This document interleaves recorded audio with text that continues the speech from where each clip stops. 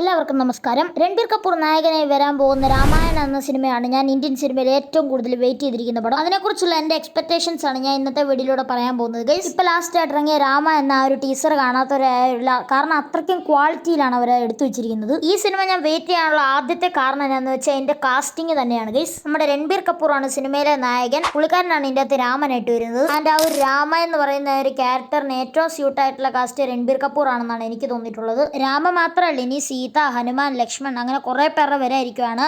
And നമ്മുടെ സീതയായിട്ട് ഇതിനകത്ത് വരുന്നത് സായി പല്ലവിയാണ്. ഗൈസ്, പുള്ളിക്കാരി നന്നായിട്ട് സ്യൂട്ടായിട്ടുണ്ട് ഇതിൻ്റെ അകത്ത്. പിന്നെ നമ്മുടെ ഹനുമാനായിട്ട് സണ്ണി ഡിയോൾ അങ്ങനത്തെ കുറച്ച് പേരൊക്കെ ഉണ്ട്. ഗൈസ്, ലക്ഷ്മണനായിട്ട് വിജയ് ദേവരക്കൊണ്ടയാണെന്ന് തോന്നുന്നു. ഗൈസ് ഇതിൻ്റെ ബഡ്ജറ്റ് കേട്ടാൽ നിങ്ങൾ ശരിക്കും ഞെട്ടിപ്പോകും കേട്ടോ. അതായത് ഏകദേശം 4000 കോടിയാണ് ഇതിൻ്റെ ഒരു ഒറ്റ പാർട്ടിന് വേണ്ടി മുടക്കിയിരിക്കുന്നത്. ആൻഡ് ഇതിൻ്റെ പ്രൊഡ്യൂസർ നിതേഷ് തിവാരി എന്ന് പറഞ്ഞൊരു പുള്ളിക്കാരനാണ്. പുള്ളിക്കാരനൊരു VFX കമ്പനിയുണ്ട്, അതിൻ്റെ പേര് പ്രൈം ഫോക്കസ് എന്നാണ്. കാരണം അതിലെനിക്ക് അത്യാവശ്യം പ്രതീക്ഷയുണ്ട്. കാരണം എന്താണെന്ന് വെച്ചാൽ നമ്മുടെ പണ്ടത്തെ ബ്രഹ്മാസ്ത്ര മൂവിയൊക്കെ VFX ചെയ്തിട്ടുള്ള അതേ കമ്പനി തന്നെയാണ് ഈ ഒരു രാമായണ മൂവിയും VFX ചെയ്യാൻ പോകുന്നത്. പിന്നെ എനിക്ക് സ്വാഭാവികമായിട്ട് ഉള്ള ഒരു ഡൗട്ടാണ്, ഈ ഒരു 4000 കോടി മുടക്കി ചെയ്യുന്ന ബഡ്ജറ്റിൻ്റെ പടം വിജയിക്കണമെങ്കിൽ ഏകദേശം ഒരു 6000 കോടിയെങ്കിലും ബോക്സ് ഓഫീസ് കളക്ഷൻ വാരണം. ഗൈസ്, ഓക്കെ, അപ്പോൾ പടം നല്ലതാണെങ്കിൽ നമ്മുടെ ഇന്ത്യയുടെ തിയേറ്റർ നെറ്റ്വർക്ക് അനുസരിച്ചും അല്ലെങ്കിൽ നമ്മുടെ ഇന്ത്യയുടെ ആ ഒരു പോപ്പുലേഷൻ അനുസരിച്ച് രാമായണം എന്ന് പറഞ്ഞ ആ ഒരു പടം അത്ര നേടുമോയെന്ന് ചെറിയൊരു കൺഫ്യൂഷൻ ഉണ്ട്. എന്നാലും രാമായണം ആയതുകൊണ്ട് ഒരു പാൻ വേൾഡ് പടം ആയതുകൊണ്ട് തന്നെ പല ദേശത്തു നിന്നൊക്കെ ആൾക്കാർ കാണാൻ സാധ്യതയുണ്ട്.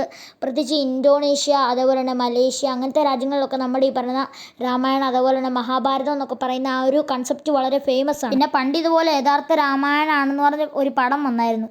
ആ സിനിമയുടെ ആദ്യമൊക്കെ എഴുതി കാണിച്ചായിരുന്നു ഇത് യഥാർത്ഥ രാമായണവുമായിട്ട് ബന്ധപ്പെടുമെന്ന് സാധ്യതയൊന്നുമില്ലെന്ന്. എന്നും വെച്ച് ഇങ്ങനെയൊക്കെ ഉണ്ടോ? നമ്മുടെ രാമനാണെങ്കിൽ ഹനുമാൻ്റെ പണ്ടേ കൂടെ പറന്നു പോകുന്നു. ഇപ്പോൾ തന്നെ പടം എന്താണെന്ന് ആൾക്കാർക്ക് മനസ്സിലാക്കാണ്. നമ്മുടെ പ്രഭാസ് നായകനായി എത്തിയ ആദിപുരുഷൻ തന്നെയാണ്.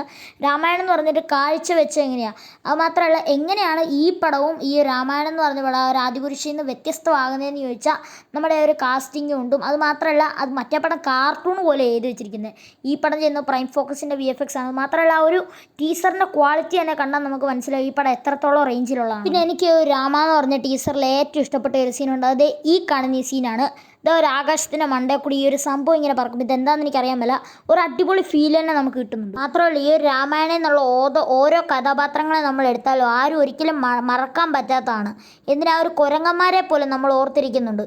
അതായത് നമ്മുടെ രാമയുണ്ട്, സീതയുണ്ട്, ലക്ഷ്മണനുണ്ട്, ഹനുമാനുണ്ട്, പിന്നെ മായാവിയോ അങ്ങനത്തെ കുറേ സംഭവങ്ങളുണ്ട്, ജഡായു. അതൊന്നും നമുക്ക് ഒരിക്കലും മറക്കാൻ പറ്റാത്ത സംഭവങ്ങൾ. ആ ഒരു കൺസെപ്റ്റ് നമ്മുടെ ഇന്ത്യയല്ല ഈ ഒരു വേൾഡ് ഫുള്ള് ഫേമസ് ആണെന്ന് തന്നെ നമുക്ക് വിശ്വസിക്കാം. ഗൈസ്, ഇപ്പോൾ എഴുതി കാണിച്ച ഒരു ലെജൻഡിന് തന്നെ നമുക്ക് ഈ ഒരു രാമേനും അതേപോലെ തന്നെ അവിടുത്തെ കഥാപാത്രങ്ങളെയൊക്കെ വിളിക്കാം. ഗൈസ്, ഇന്ത്യയിൽ വരാതിരിക്കുന്നതിൽ ഏറ്റവും കൂടുതൽ എക്സ്പെൻസീവ് സിനിമയായിട്ടാണ് എന്നെ കണക്കാക്കിയിരിക്കുന്നത്. നമ്മുടെ അവതാറൊക്കെ വന്നില്ലേ, അതിന് പോലും ഏകദേശം 3000 കോടിയൊക്കെ ബഡ്ജറ്റ് വന്നുള്ളൂ. അതിനേക്കാളും വലിയൊരു പടം വന്നെങ്കിൽ അതിൻ്റെ റേഞ്ച് എത്രത്തോളം ആണെന്ന് അറിയായിരുന്നു. ആദിപുരുഷൊക്കെ വന്നപ്പോൾ നിങ്ങൾക്ക് ഓർമ്മയുണ്ടായിരിക്കും 700 കോടി വന്ന പടമാണ്.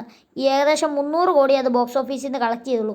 അപ്പോൾ ഈ ഒരു സിനിമയുടെ അവസ്ഥ വെച്ച് നോക്കുവാണെങ്കിൽ നല്ല പടം ആണെങ്കിലും അതൊരു 6000 കോടി അടിച്ചാലേ ആ ഒരു സിനിമ ബ്ലോക്ക് ബസ്റ്റർ ആണെന്ന് പറയാൻ പറ്റത്തുള്ളൂ. സോ ഈ ഒരു പടത്തിനെക്കുറിച്ചുള്ള എൻ്റെ എക്സ്പെക്റ്റേഷൻ ഇത്രയാണ്. വീഡിയോ എത്രത്തോളം സാറ്റിസ്ഫൈഡ് ആണെന്ന് അറിയത്തില്ല. ഏതായാലും ഇത്ര നേരം എൻ്റെ വീഡിയോ ക്ഷമിച്ച് കണ്ടു നിന്നവർക്ക് എല്ലാവർക്കും താങ്ക് യു. പിന്നെ എല്ലാവരും ചാനൽ സബ്സ്ക്രൈബ് ചെയ്യുക, വീഡിയോ ലൈക്ക് ചെയ്യുക, പിന്നെ നിങ്ങളുടെ അഭിപ്രായങ്ങൾ കമൻറ്റ് ചെയ്യുക. ഗൈസ്, അപ്പോൾ നമുക്ക് തൽക്കാലം നമ്മുടെ വീഡിയോ അതിൻ്റെ പേര് എല്ലാവർക്കും ബൈ.